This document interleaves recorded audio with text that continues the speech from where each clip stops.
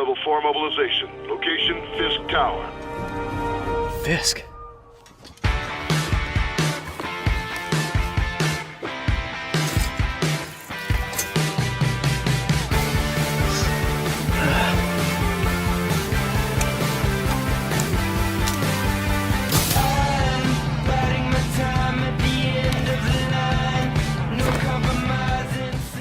Good morning, good afternoon, and good evening, ladies and gentlemen. It's me, Jazzy P, and today I want to talk about and really summarize my thoughts on Insomniac's Spider-Man for the Ps4.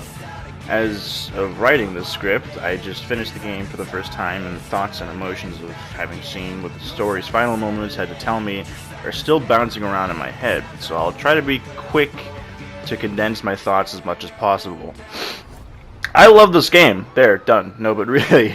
It, like Into the Spider-Verse, has made me love Spider-Man so much more than I already did prior to playing it. I would say that this game's story is better than most movies of Spider-Man, and it was that good, and to be honest, it would be a really great movie if Sony or Marvel really wanted to adapt it. After laying all that out, I'm going to start off with gameplay. It's amazing. Gameplay is easily one of this game's strong suits. Now, to really break the ice, web swinging is so fucking fun and satisfying to do in this game. There's such a good number of unique animations from when you swing from point to point, and Insomniac really captured the thrill of doing it. Combat is also smooth. It feels so amazing to mow down a horde of enemies, assuming they haven't melted your health. In this game, there are only 2 or maybe 3 major threats to look out for, which is literally any heavy, Sable's aerial units, and Riker inmates with fucking Molotovs. Trust me, they're gonna fucking melt your ass. All of the gadgets are just a fucking blast to use. You can't have a bad time using any of them. When you use them in tandem with your ultra badass fighting skills of pressing square repeatedly, you feel like the almost ultimate superhero because you actually die pretty fast.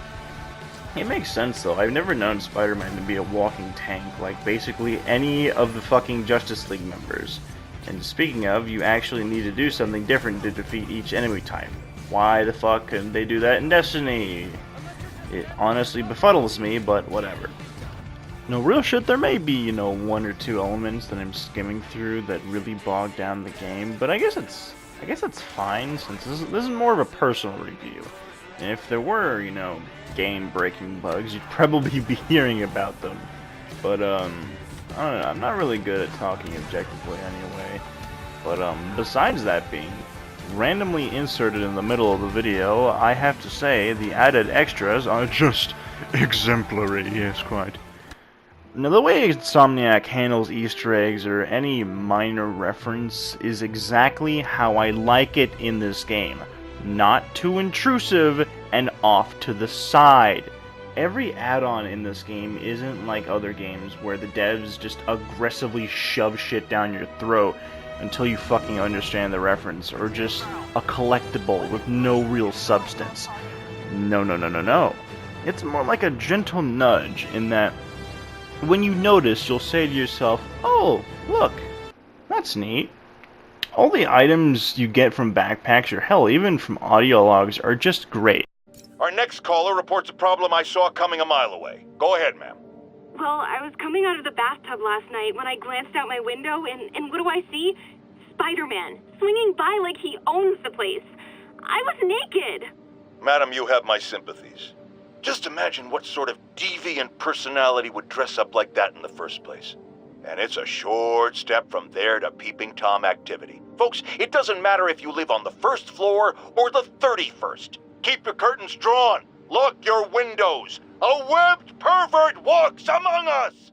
And you can find references in this game to the Avengers, Doctor Strange, Daredevil, Black Panther, the Lizard, Sandman, the fucking Sam Raimi movies, and the things that Peter will say when you find these things are just the icing on the cake, and it's just delicious. Oh yeah, that blind guy gave me his card in case Spider-Man ever needs a lawyer. Wait, hold on. If he's blind, how did he know I was Spider-Man? The game even gives you these amazingly detailed suits that all look like they're made from different fabrics. Talk about stylish. The thing about the suits, though, is that a good portion of these aren't very well-known suits. Like, what the fuck is the Last Stand suit? Even if you don't know half of these suits, though, they all still look sexy as fuck, and I really do appreciate that the devs are exposing players to new suits and not cramming older, more popular suits down our throats. Another facet of Spider-Man that is delicious is the story, which is pretty well paced when you're not forced to play a stealth mission as MJ or Miles, or when you're not doing a dumbass, pointless puzzle that you can just skip. All of the essential characters are so well written and acted and animated that sometimes you forget you're playing a game. Say, Otto and Peter. They have great chemistry with each other and they feel like real people. Now granted, they don't have the most scenes with each other, but I mean, you get to know how they interact and how strong their relationship is, so when you get to scenes like this... If you'd like to seek a position with more of a future... I came here to work for you because of what you've got up here. And that's not going anywhere. So neither am I. Scenes like this... Peter, I saw you as a son. I should have known you'd turn on me, just like all the others. Turn. I've worshipped you. Your mind, your conscience, wanting to help others. The way you never gave up. That's because men like us have a duty, a responsibility, to use our talents in the service of others. Even if they don't appreciate it, we have to do what's best for those beneath us, whether they understand it or not. No, you're wrong! You are everything I wanted to be! You just threw it away! Hit that much harder.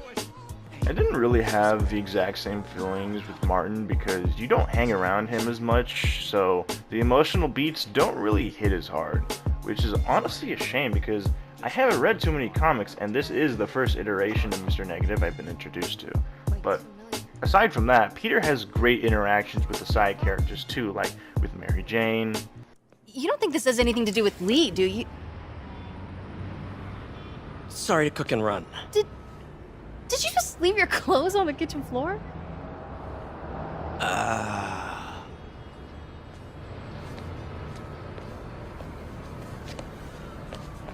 Where do you want me to, Just a couch is fine. See you later? Yeah. Or Aunt May. I'm good. How are you holding up, May? Good, but busy. Oh, let me go. Oh, there.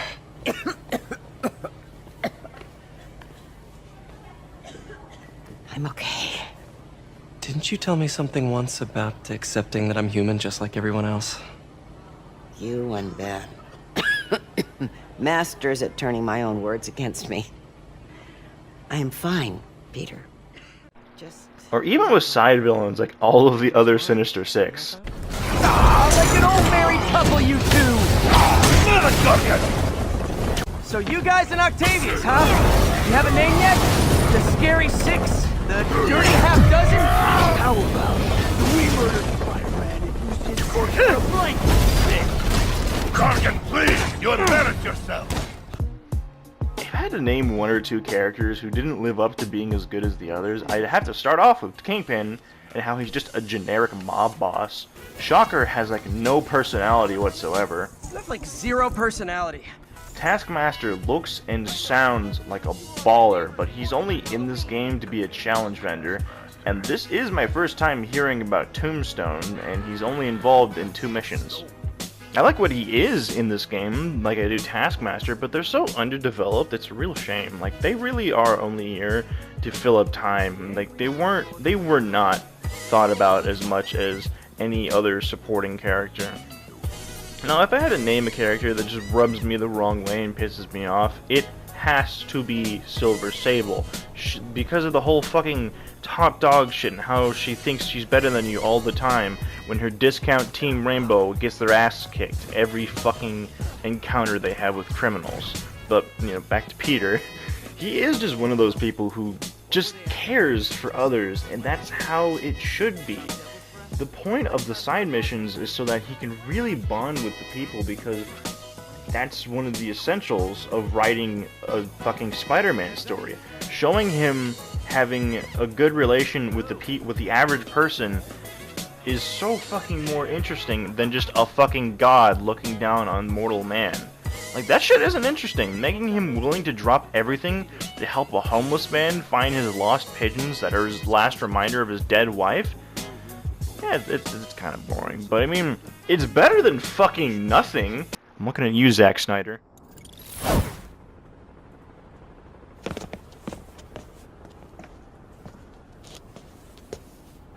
It's all so much to take in. Harry's sick, Norman and Lee, and Dr. Octavius? I know. This is all my fault. No, not this song again.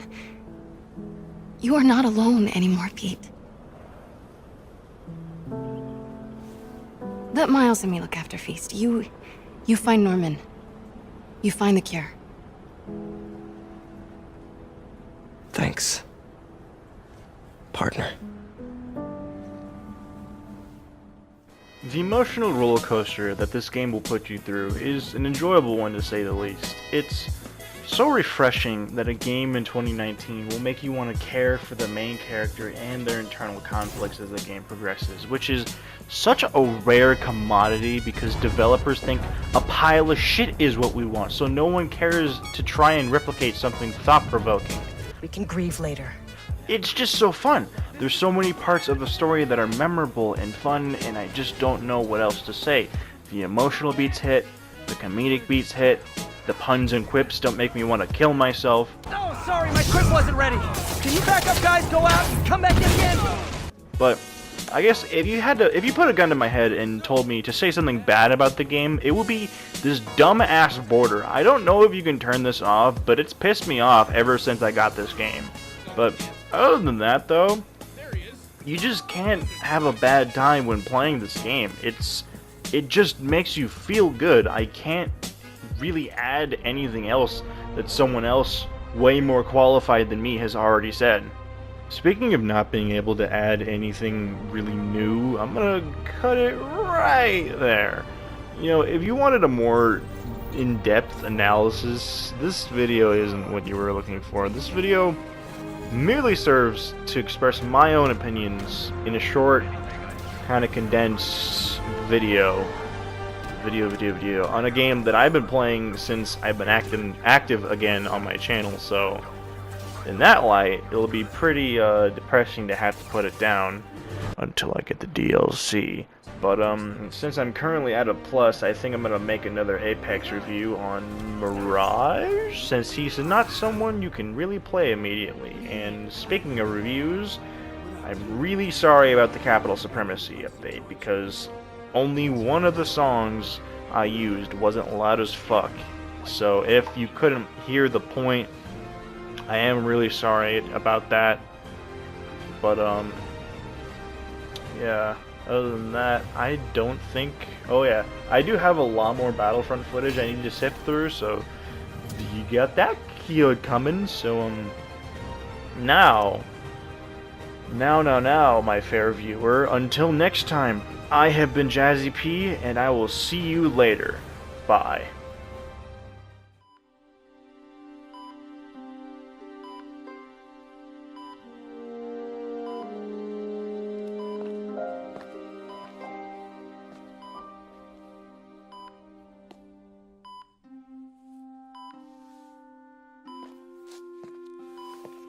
It's still viable. We'll need the entire sample as a base to produce more doses. How long will that take? A few hours. Maybe a day.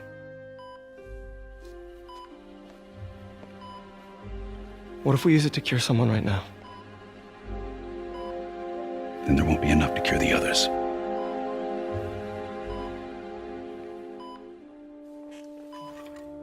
I'll give you a few minutes.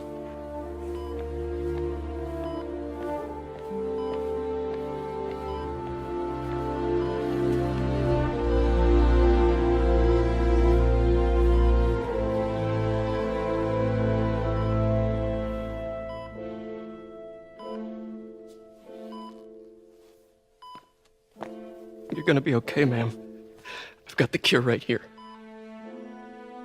Take off your mask. I want to see my nephew.